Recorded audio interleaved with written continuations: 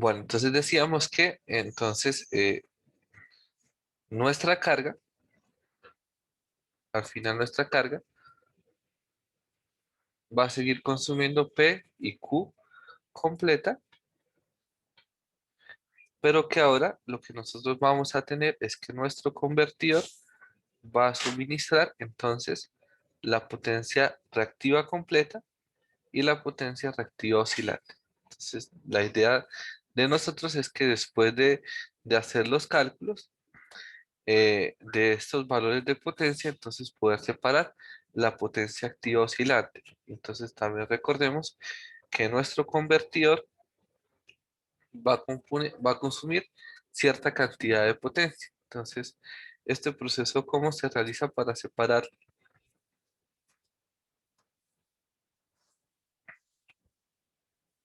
Entonces, bueno, ya les muestro lo que tenemos acá en los bloques. Y entonces, bueno, fíjense que acá en este bloque lo que estoy recibiendo son los tres voltajes, el voltaje A, el voltaje B, el voltaje C y los tres voltajes de línea. Con los tres voltajes de fase y los tres voltajes de línea, entonces lo que estoy haciendo es calculando, acá están mis funciones, estoy calculando entonces lo concerniente a la potencia activa y la potencia reactiva oscilante. Bueno, préstele especial atención a esta parte. ¿Por qué? Porque entre los trabajos del módulo, pues yo intento y comprendo que ahorita están ustedes en la etapa final del trabajo de grado, ¿no? Entonces, la idea es que no empleen mucho tiempo resolviendo los trabajos de este módulo. Entonces, desde ese punto de vista, los trabajos son muy simplificados. En este caso, de esta primera sesión, pues el trabajo va a ser simular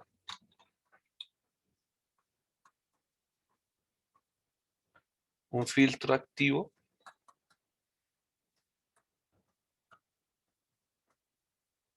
en paralelo. Y entonces todos los bloques que no son fundamentales, la red, las fuentes de voltaje, las cargas, yo se las suministro exactamente de la simulación que yo tengo, pero ustedes sí entonces deben aplicar estas ecuaciones, ¿no?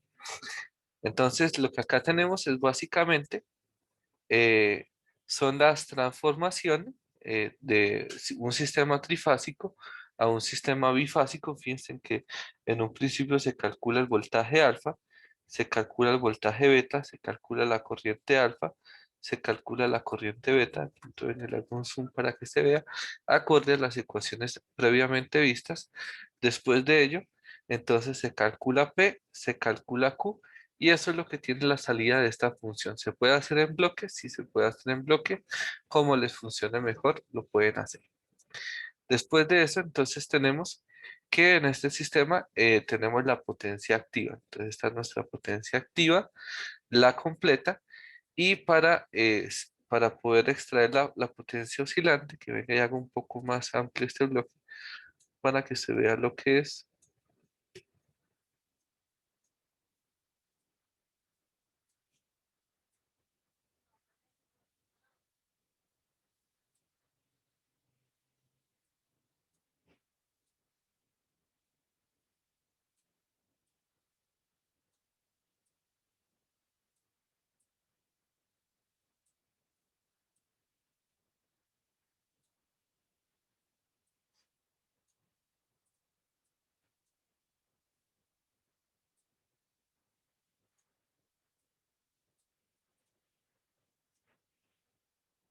No, no lo voy a mostrar.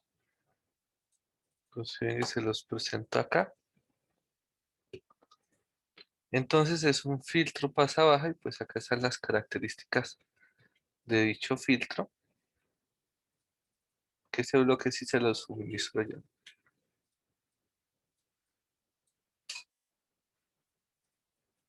Entonces, listo. Con este filtro lo que hacemos es filtrar las altas frecuencias, es decir, filtramos la frecuencia oscilante.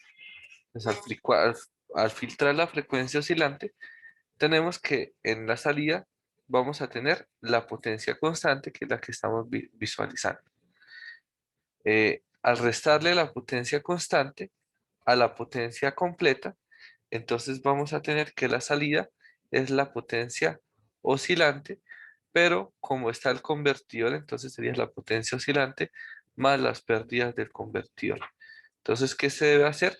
Se debe tener entonces una medición y una estimación de las pérdidas del convertidor para restarlas de tal forma que tengamos en la salida la potencia oscilante.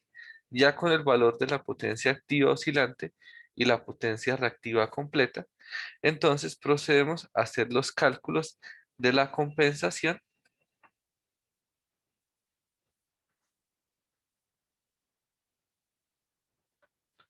que sería entonces emplear las ecuaciones en donde calculamos y alfa,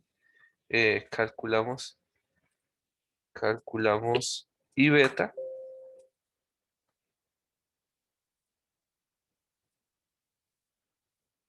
que está acá.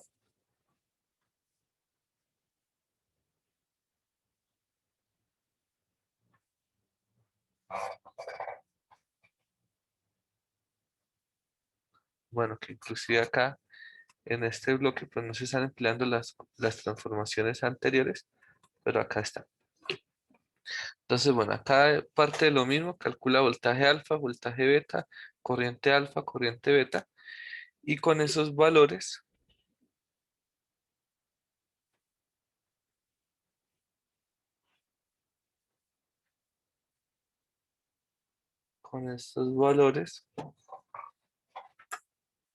ok, acá están las corrientes de compensación, ¿no? Entonces, fíjense que acá lo que se está haciendo es calculando las corrientes de compensación, ¿cierto?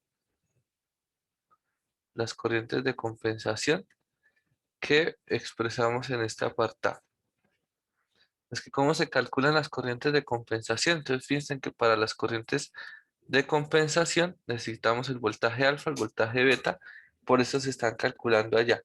Entonces, necesitamos los voltajes y necesitamos las potencias. Entonces, lo que se está haciendo acá es empleando entonces el cálculo del voltaje alfa, el cálculo del voltaje beta, y después de eso, entonces se calcula la corriente alfa y la corriente beta de compensación. Después de tener las dos corrientes, las corrientes de compensación, se realiza la transformación inversa de Clark para tener entonces las tres corrientes a compensar. Entonces tenemos la corriente A compensar, la corriente B a compensar y la corriente C a compensar. Hasta acá vamos claros, ¿sí, muchachos?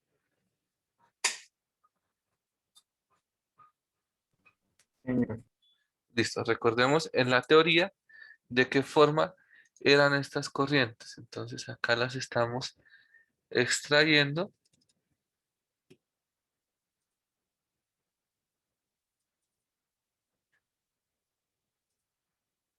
acá como IR. Ven y de pronto les pongo acá un scope y visualizamos pues que está en concordancia con la teoría.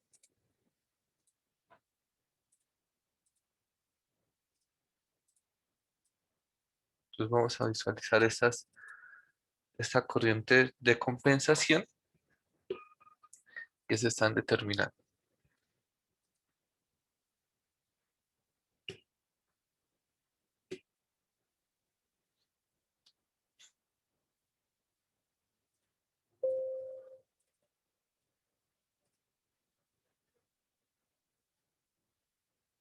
Listo. Entonces, estas son las corrientes de compensación. Esto es lo que se determinó con todo este proceso matemático. Es decir, a la salida, lo que nosotros queremos entonces es tener las corrientes de compensación, es decir, nuestro convertidor debe funcionar con estas corrientes. Fíjense que de cierto modo se asemejan a lo que decíamos en la teoría, en donde nosotros expresábamos, les comparto acá,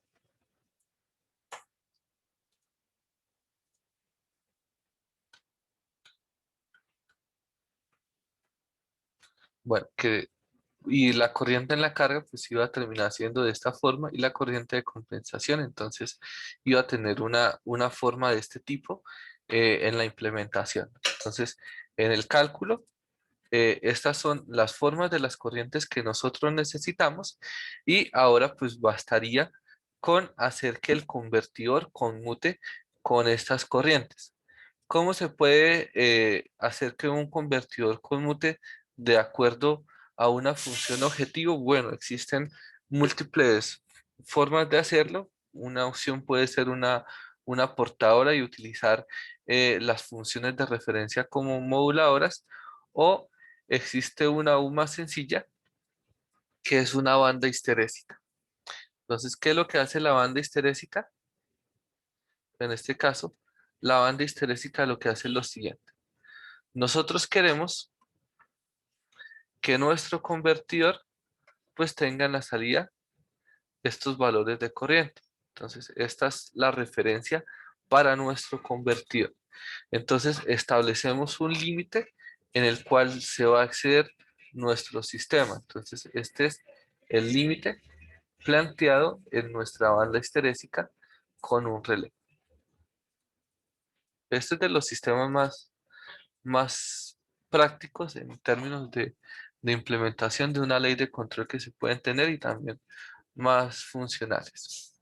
Entonces, se establece un margen. Entonces, en este caso, nosotros tenemos que, por decir algo, a este sistema entonces está ingresando la señal A. Y entonces nosotros tenemos que tener medición de dicha corriente. Es decir, acá tenemos la corriente A de compensación de referencia y tenemos entonces que tener la medición de la corriente A. Si nos fijamos acá, pues acá tengo las mediciones de las tres corrientes y las tres corrientes que se están midiendo acá, pues son las corrientes con las que queremos que funcione el convertidor. Es decir, acá tenemos una medición de las corrientes en el convertidor, es decir, estamos mirando entonces en esta parte la corriente A del convertidor, pero el valor medido. Entonces acá tenemos una medición de la corriente A de nuestro convertidor y tenemos el valor que queremos que esté en esta corriente. ¿Cómo se logra entonces la conmutación? ¿O cómo se logra entonces obtener este valor de corriente en la salida? Entonces la explicación es muy sencilla. Resulta que nosotros establecemos un margen. Este margen sería el equivalente a tener un criterio. Entonces nuestro margen de variación en este caso es de 0,01 y de menos 0,01. Entonces fíjense que nosotros tenemos que las dos señales se están restando. Si las dos señales son iguales, el valor va a ser de 0. Pero en el instante en el que el valor de referencia aumente y la señal medida pues no cambie, entonces vamos a tener que nuestro valor se va a salir de la banda de histéresis. Entonces acá hay un criterio de conmutación. Cuando nuestro valor se excede del valor deseado, entonces nuestro sistema, nuestra banda de histéresis, lo que hace es apagar. Entonces acá tenemos nuestro sistema en 1, pero apenas sucede que nos excedimos del valor deseado, nuestro sistema apaga. Entonces el comportamiento es que como se apagó, se va a reducir la corriente. Bueno, volvió a entrar en nuestro margen de la banda de histéresis, volvemos a tener entonces eh, este sistema funcionando y va a suceder que va a hacer esto. Entonces, apenas se reduzca, apenas se intersecte con este valor inferior, entonces ya se salió del margen. Entonces, ¿qué debemos hacer para que la corriente aumente? Encender nuevamente el convertidor. Y entonces el convertidor se enciende y va a seguir entonces funcionando en 1, va a incrementar hasta que se exceda. Y apenas se exceda, entonces, ¿qué hacemos? Bueno, apagar nuevamente.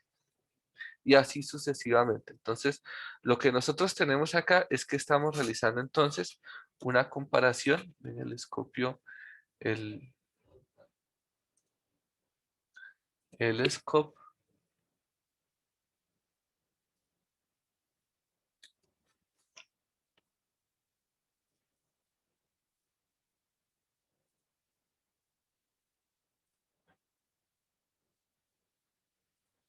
es este, ¿no?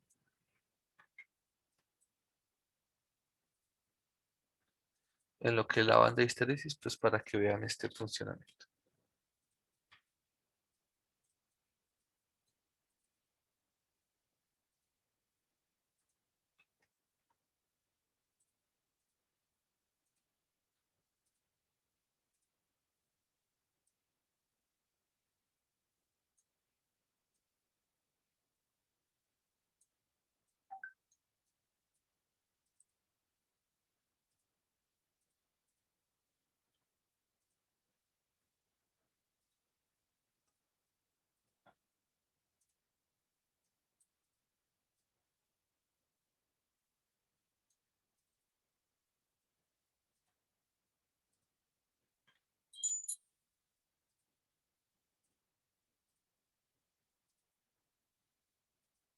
Bueno, entonces acá vamos a simular. Y bueno, acá lo que estoy mirando, entonces fíjense que acá está el valor de la corriente A y el valor de la corriente que él está midiendo. Entonces, ¿cómo él hace que las dos corrientes sean iguales?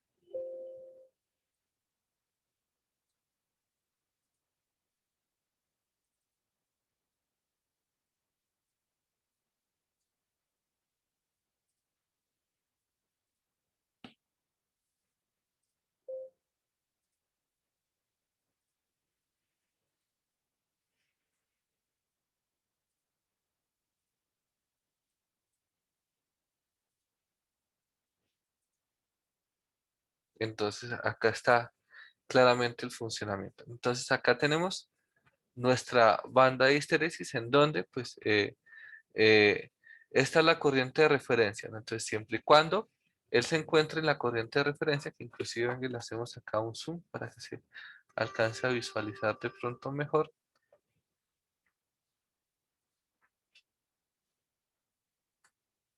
Bueno, acá se alcanza a apreciar claramente. Nosotros tenemos una variación máxima de menos 0,1 y de 0,1. Entonces acá tenemos que nuestro sistema en un principio eh, tiene la característica de que los dos valores en un principio son iguales porque parten del cero. Entonces, como parten del cero, entonces no hay nada que hacer, pero resulta que la corriente de nuestra referencia entonces empieza a aumentar y la corriente de nuestro sistema no lo hace. Entonces, eso nos va a dar una diferencia positiva. Entonces, se excede del 0,1, como se excede del 0,1, entonces le dice al sistema, enciéndase. Entonces, tenemos un 1, en este caso empieza entonces este transitorio que tiene el sistema y entonces la corriente se decae hasta este punto, se salió del límite, entonces lo que hace es apagarse, luego vuelve a entrar el límite, apenas entra al límite, en este caso vuelve, se enciende y así sucesivamente. Entonces, como les decía, el funcionamiento de estas bandas histerésicas es uno de los más sencillos en términos de conmutación, pero tiene el detalle de que usted pues debe conocer entonces matemáticamente o una forma de estimar entonces una referencia para seguir. En este caso tenemos la referencia clara que se obtuvo para el análisis y tenemos entonces acá el criterio de conmutación. Ya teniendo entonces este criterio de conmutación implementado, entonces lo único que haría falta es ahora vamos a conectar esas señales a nuestro convertidor. Acá estaría nuestro convertidor, que es el convertidor de 6 pulsos, de 6 interruptores. ¿En dónde qué características tiene ese convertidor? ¿Sí lo han trabajado, muchachos?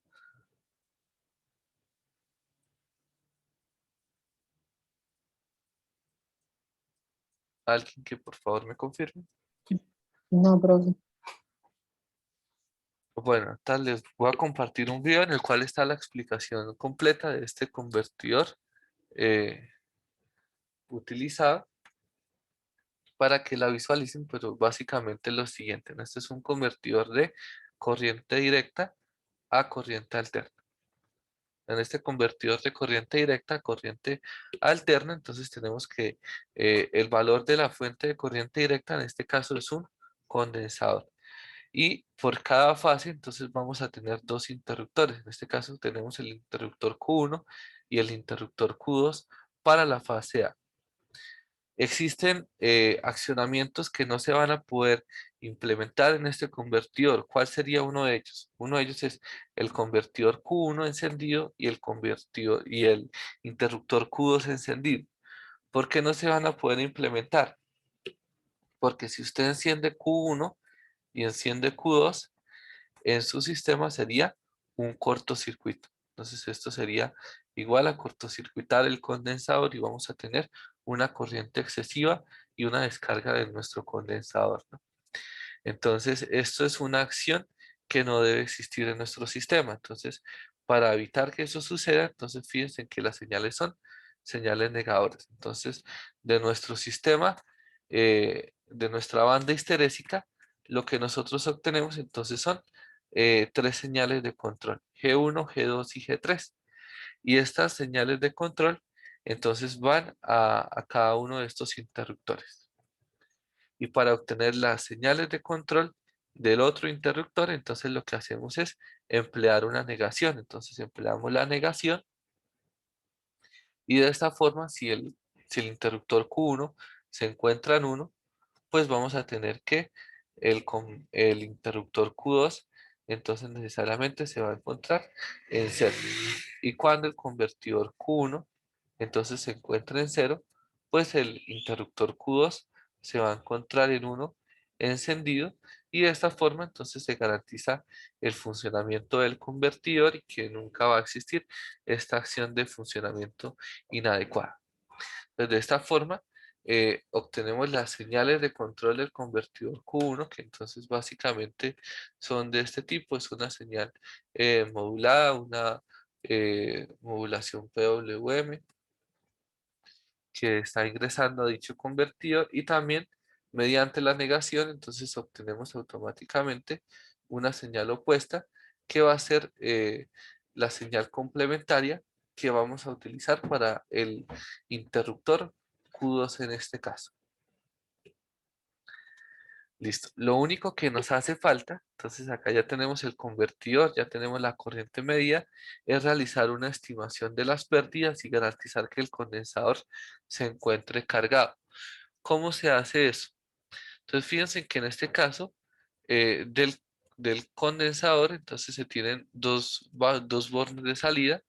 Acá se está midiendo el voltaje del convertidor y entonces a partir del valor del voltaje del convertidor, se tiene entonces un valor de referencia que es un set point. Se tiene un controlador PI, que este controlador PI entonces está centrado en mantener ese nivel de voltaje y la salida de ese convertidor PI pues es las pérdidas de potencia de nuestro convertidor. Entonces las pérdidas de potencia activa presentes en el convertidor de potencia y aparte de eso, pues garantizar que el condensador permanezca cargado. Entonces, bueno, ese bloquecito que estamos mirando, entonces sería acá, ¿no? Del convertidor, vamos nosotros, medimos el nivel de voltaje. Dicho nivel de voltaje entraría acá. Acá está la potencia eh, perdida en el convertidor, que acá la conocemos como P-loss, pero es la misma potencia AF que va a ingresar para poder determinar la potencia activa oscilante en nuestro sistema. Y bueno, ya después de comprender todo esto, entonces ahora sí podemos centrarnos en el funcionamiento, ya que pues tenemos el conocimiento necesario. Acá adicional a eso, pues normalmente se incluye un filtro en serie en el convertidor desde el punto de vista pues que todos los convertidores van a tener altas conmutaciones y la idea es que no aparezcan eh, valores adicionales a compensar propios del convertidor. Entonces, normalmente se agrega un filtro RL pequeño, principalmente para garantizar, uno, que no existan variaciones grandes de corriente, y dos, recordemos que la conexión de un condensador descargado pues va a tener un pico de corriente también excesivo, ¿no? Entonces, también con este valor resistivo se está limitando ese pico de corriente. Entonces, ahora vamos a simular acá el convertidor, y recuerden en su mente cómo era la corriente en este sistema antes de la conversión, ¿no? Entonces acá lo que nosotros tenemos, fíjense que acá estoy midiendo la corriente F. La corriente F es antes del convertidor. Recordemos que según la teoría que analizamos, acá deberíamos tener únicamente la corriente fundamental más la corriente que va a demandar el convertidor, y esta corriente debe ser sinusoidal. En este caso, en el convertidor, entonces vamos a tener que el convertidor nos va a proporcionar la corriente armónica menos la corriente que necesita el convertidor para funcionar, y la corriente de la carga en comparación con la corriente anterior pues no va a tener fluctuaciones. Vamos a seguir teniendo que la corriente en la carga va a ser la corriente fundamental más las componentes armónicas de corriente que tiene este sistema. Pero en este caso tenemos diferencias. ¿Por qué? Porque la corriente de la fuente la estamos viendo acá. Esta es la corriente de la fuente. La corriente de la carga la estaríamos viendo en este apartado. Esta es la corriente de la carga, IF más la corriente armónica. Y todo lo concerniente al convertidor lo vamos a ver acá. Ya les digo cómo se llaman las corrientes del convertidor. Acá las estamos sacando como G, ¿no? Entonces acá tenemos que este valor de acá es la corriente del convertidor, que sería la corriente que nosotros tenemos acá.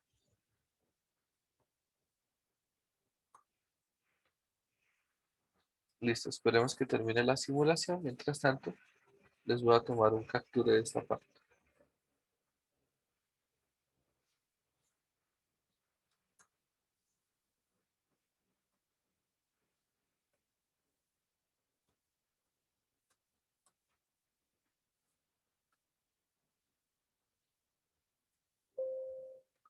Bueno, entonces, de la corriente en la carga, acá tenemos corriente en la carga y voltaje en la carga, pues tenemos que el funcionamiento no ha cambiado. Es decir, que al final de la historia tenemos que, pues en nuestro convertidor todavía tenemos un voltaje sinusoidal y una corriente que no es sinusoidal. Eso pues evidencia que la carga sigue funcionando tal cual y como lo hacía antes del convertidor. Entonces acá tenemos nuestra carga que todavía funciona como se inició el problema. Ahora, ¿qué tenemos nosotros? Tenemos que ahora nuestro convertidor pues va a tener que suministrar una corriente, y que las corrientes de línea de entrada pues ahora van a ser sinusoidales producto de lo que se tiene acá. Entonces, fíjense que acá están las corrientes del convertidor y las corrientes de nuestro sistema, pues que ya son señales sinusoidales, que si se quisieran filtrar más, que si no se, para que no se vea el rizado que se está apreciando, pues se puede aumentar el filtro inductivo presente en este sistema, pues que no es mayor cosa, ¿no? Entonces, acá tenemos que esta es la corriente en la carga, que este es el voltaje en la carga, que ese no ha variado, y que ahora tenemos que nuestro convertidor está compensando la corriente, que esta es la corriente compensada, la corriente del compensador, y esta sería ahora la corriente de la fuente, es decir, esta sería la corriente en la fuente más la corriente del convertidor que demanda el convertidor. Esta sería entonces la corriente armónica menos la corriente que demanda el convertidor, y la corriente que tenemos en la parte superior entonces sería la corriente fundamental más la corriente armónica, que es el funcionamiento de la carga, que apreciamos pues que la carga no cambia su funcionamiento. Por último, entonces acá tenemos los parámetros del funcionamiento del condensador, cómo es la carga del condensador y cómo se mantiene, que básicamente como se está conmutando, entonces va a variar su nivel de voltaje, por eso pues es que normalmente se utiliza un controlador para garantizar que el nivel de voltaje en el condensador sea el adecuado, que es importante que sea el adecuado porque se debe garantizar la transferencia de energía en este sistema que se va a conectar a la red, que va a funcionar como una fuente de corriente. Sí, va a funcionar como una fuente de corriente, pero para que la corriente fluya eh, en la dirección o de la forma que estamos pretendiendo nosotros, pues el voltaje debe tener cierta magnitud, en donde debe ser mayor en este caso. Si nosotros nos fijamos en las características de la red, el valor del voltaje de fase es 50 voltios, RMS, eso sería 50 por raíz de 2 y eso nos da 70 voltios aproximadamente. Y el valor de set point que estamos asignando para nuestro condensador es un valor de 130, es superior. Y eso es con la finalidad de garantizar la transferencia energética en este caso. No sé si hasta acá tengan alguna duda o pregunta, muchachos.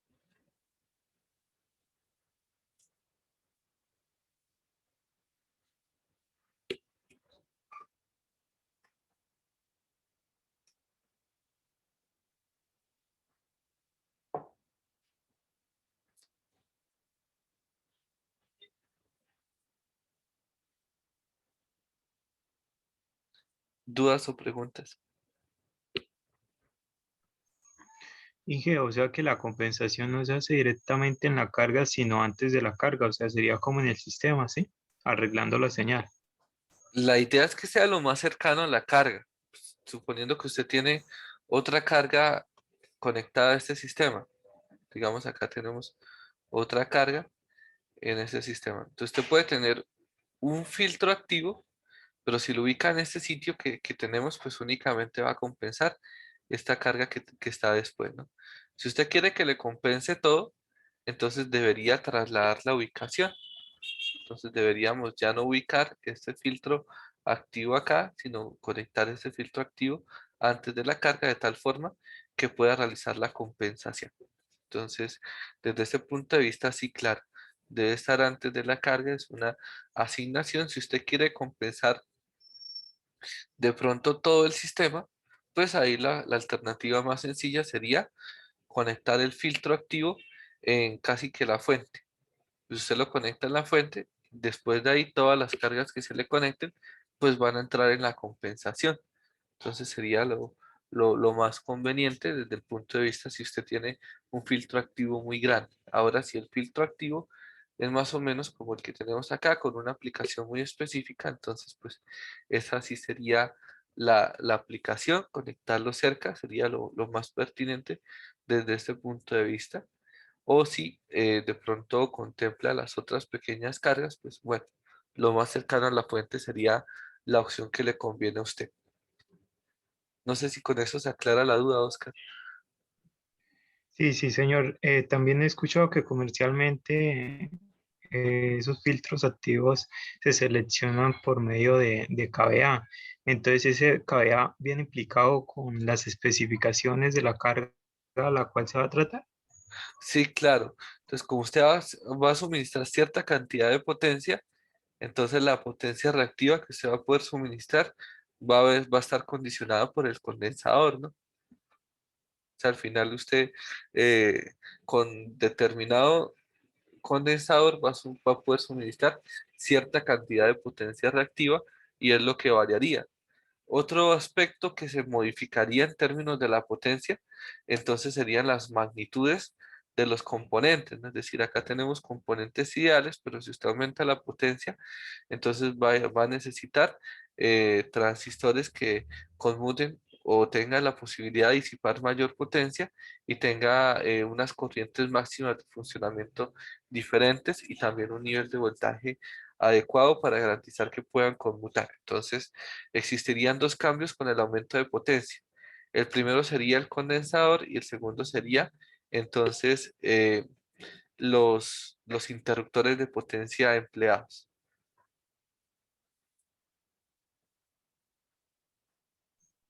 Ah, listo, gracias, profe. Sí, porque, o sea, al final, ¿cuánto sería la máxima de compensación de potencia reactiva que usted puede tener? Pues este condensador conectado casi que al 100% de forma permanente. O sea, el condensador conectado de forma permanente y eso es igual entonces a un condensador en una línea en donde pues usted puede calcular la potencia reactiva que le suministra este condensador y no sería algo muy diferente a la compensación de potencia reactiva que se miraba en circuitos, ¿no? Pero como nosotros necesitamos entonces también compensar las componentes armónicas, pues se necesita que este condensador sea un poco más grande, considerablemente más grande, y tener entonces la posibilidad de conmutarlo porque se va a utilizar parcialmente en las fases con un propósito específico. Entonces eso es lo que variaría, pero en esencia es lo mismo. O sea, al final el control es el mismo y lo único que cambiaría serían las magnitudes de los componentes.